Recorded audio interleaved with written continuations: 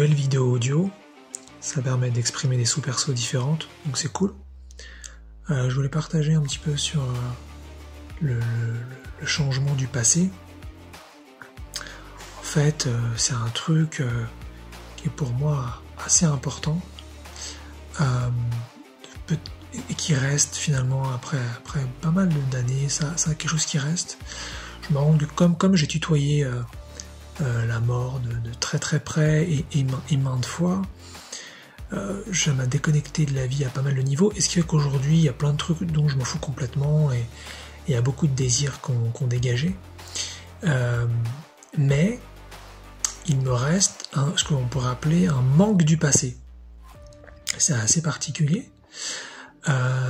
Mais avant de peut-être donner peut-être plus d'exemples, on va prendre une analogie. C'est un petit peu comme si quelqu'un, enfin, on avait été en couple et l'on l'est plus, ou alors un membre de notre famille est mort, et puis on se dit j'aurais bien aimé peut-être vivre telle chose avec cette personne dans le passé. Mais là je peux plus. Mais surtout là où ce que je voudrais surtout dire là, c'est que là je veux plus. Et c'est ça qui est un petit peu particulier. C'est-à-dire que dans l'exemple du membre de la famille, éventuellement s'il était encore en vie, on pourrait se dire s'il était en vie, donc je ferai les choses avec lui maintenant ou avec elle. Mais dans le cas du couple, ça peut être intéressant parce qu'on peut se dire non, aujourd'hui cette personne, je souhaite absolument pas être avec elle ou lui. Mais dans le passé, ça aurait pu être bien de faire ça ou ça. Donc ça, c'est intéressant déjà, parce qu'on commence à être sur quelque chose de l'ordre de je ne veux pas que le présent change, mais j'aimerais que le passé soit différent. Et c'est ce que j'appelle là, comme ça, spontanément, manque du passé. Et c'est un petit peu moi ce que je ressens vis-à-vis de ma vie sur beaucoup de sujets, c'est que finalement les désirs dans le présent ne sont plus là, mais les désirs dans le passé sont là. Donc on pourrait imaginer que je suis en communication non consciente avec donc plusieurs Eric du passé, et que ils me demandent quoi. Et ils disent bon alors quand est-ce qu'on vit tel truc, Et moi dans le présent je m'en fous, mais dans le passé je m'en fous pas du tout. Et c'est clair que donc je suis passé comme plein d'humains, on a tous des vies différentes, mais je suis passé à côté de beaucoup d'expériences dans le passé, beaucoup. Et aujourd'hui ça me manque dans le passé. c'est fou, mais c'est super rigolo. Et donc c'est pour ça que je ressens de plus en plus que c'est très important pour moi de changer le passé. Et c'est pour ça que ça nous emmène en fait sur le passé probable, puisqu'on voit en quantisme que passé et futur c'est tout de suite, et que donc il existe de multiples futurs et de multiples passés maintenant. En fait, de ce point de vue-là, on pourrait même dire qu'il n'y a pas besoin de changer le passé, parce qu'en fait il n'y a pas de passé fixe. Parce qu'en fait on veut changer quelque chose qui est fixe. Mais si effectivement le passé est probable, il n'y a pas besoin de le changer. C'est plus arriver à télécharger ou à se connecter à un passé différent afin de pouvoir ressentir et se souvenir de tout ce passé différent. C'est plutôt ça en fait. Et j'aime bien cette idée parce que avant de faire cette vidéo audio, j'ai pour la première fois conceptualisé ou commencé à ressentir, je sais pas c'est quoi les bons mots exactement, mais que le passé était dans le futur. C'est-à-dire qu'en général, on se dit bon le passé est derrière moi, c'est fini, c'est terminé. Puis le futur, je vais essayer de faire ci, je vais essayer de faire ça. Donc par exemple, là au moment où je fais cette vidéo, donc j'ai une chronologie de 33 ans. Et quelqu'un d'autre qui aurait une chronologie de 33 ans, il se dirait peut-être je veux qu'à 35 ans, j'ai telle situation, telle vie, ou à 40 ans, j'ai telle situation, telle vie. Et là, en fait, ce que je me suis dit, c'était vachement marrant. Je me suis dit, je veux que quand j'ai 20 ans, je veux qu'il se passe ça. Et c'est ouf, ça a un petit peu cliqué, c'est un terme un peu anglais, mais c'est pas grave, ça s'est un petit peu connecté dans mon esprit quand j'ai dit ça. Comme si le passé était plus tard, et non pas plus tôt.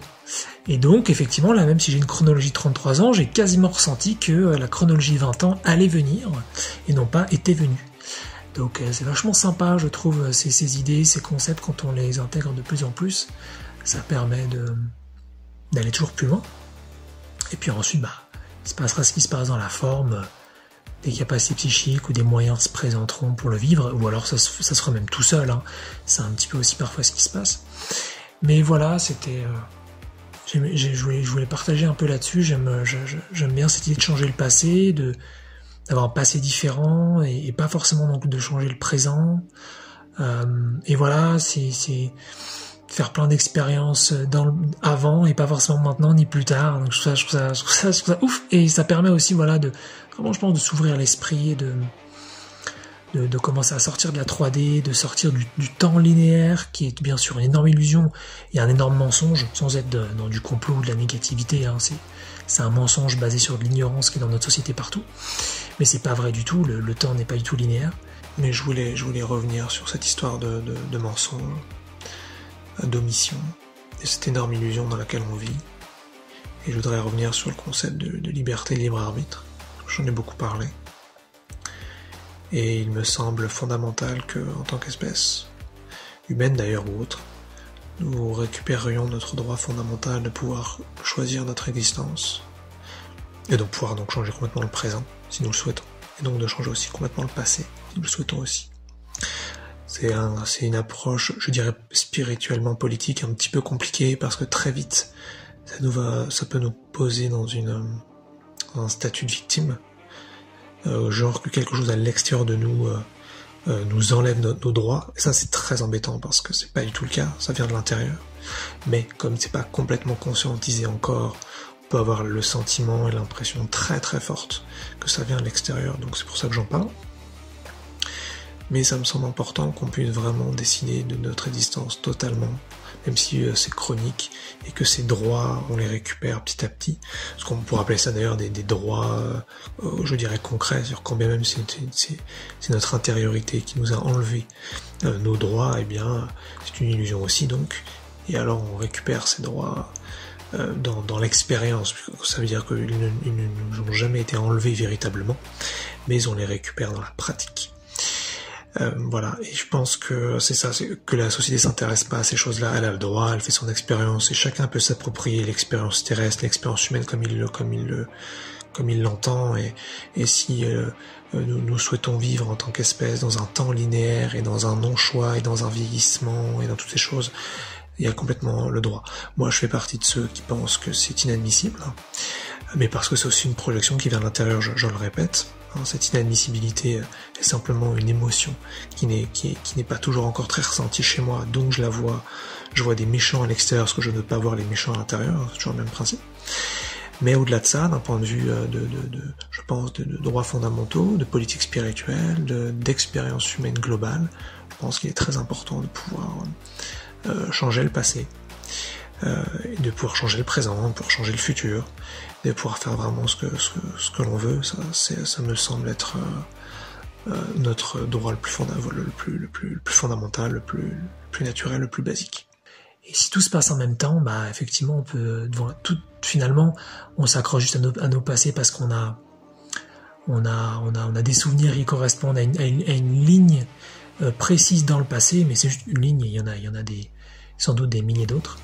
Et donc voilà, il n'y a pas de souci quoi. Mais bon, l'idée c'est quand même de se détacher de son passé actuel, donc son passé qu'on croit être fixe, pour pouvoir quand même être à l'aise avec des passés probables, parce que sinon ça va faire très bizarre, hein. Si on commence à avoir des souvenirs qui arrivent d'autres passés et qu'on n'est pas préparé à ça, ça va être étrange. Comme si d'ailleurs on commence à se souvenir de futur, hein. C'est la même chose, hein. Si le passé est dans le futur est dans le passé, donc on peut tout à fait se souvenir de futur maintenant. Et donc voilà, donc c'est intéressant je trouve d'aller un petit peu tâtonner, trifouiller un petit peu ces sujets-là, pour voir si on est à l'aise avec, si ça nous plaît, si ça nous touche. Mais ouais, changer le passé mais pas changer le présent, ça me plaît bien, ouais.